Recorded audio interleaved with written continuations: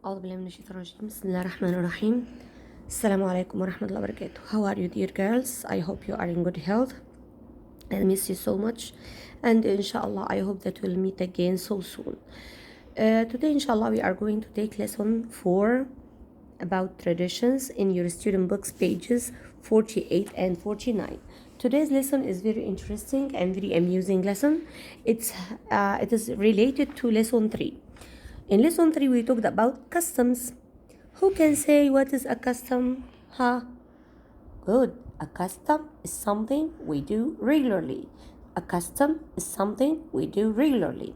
So, when we learn this custom or the thing that we do regularly from our parents or from our grandparents or from the older grandparents, this custom becomes a tradition. So, traditions are customs. Again, traditions are customs, but customs that we learn from the older people.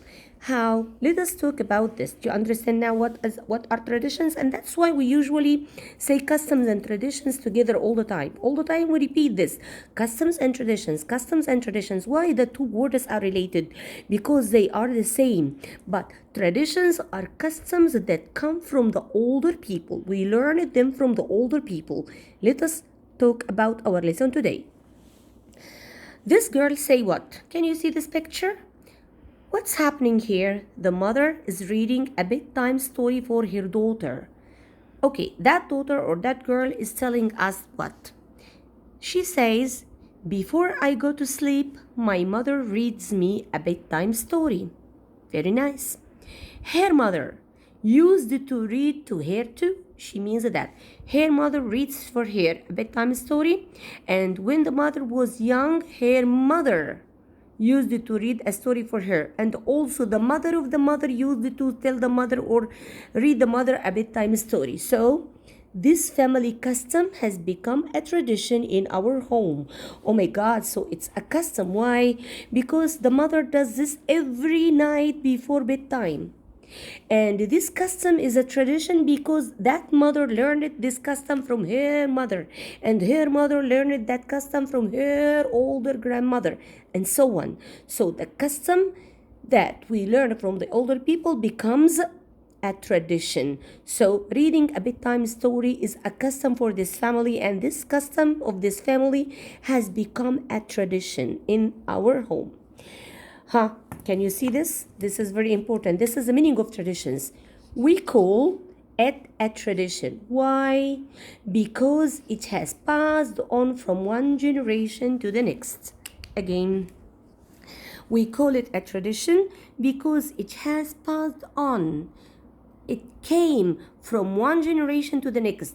The older people taught it to the younger people, and the younger people teach it for the next generation, and so on and so on and so on. So the tradition is a custom that we learn from the older people, and it passes on from one generation to the next. What's the meaning of the word generation? Generation means a group of people at the same age. Your mom and dad is one generation. You and your friends and your sister or your brother, you are another generation.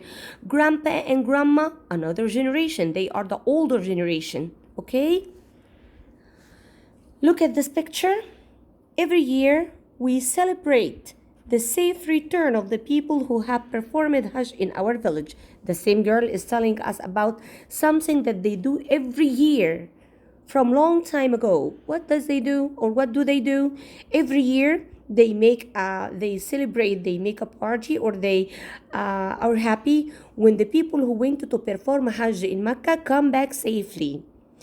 This is a tradition in our community. So this community, these people who live in this village, every year after Hajj time, they make a celebration for the people who come safely from Hajj. And they learn it to do this from the older people and from the older people and so on. And that's why this custom that is repeated every year has become a tradition. Traditions tell us more about the culture.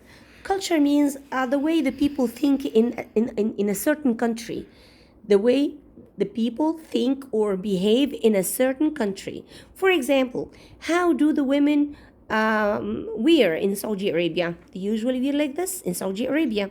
Why do they wear like this? Because they learn it to wear like this, from the mothers, and the mothers learn it to do like this from the great grandmothers, and so on until you reach the first on the older grandmother.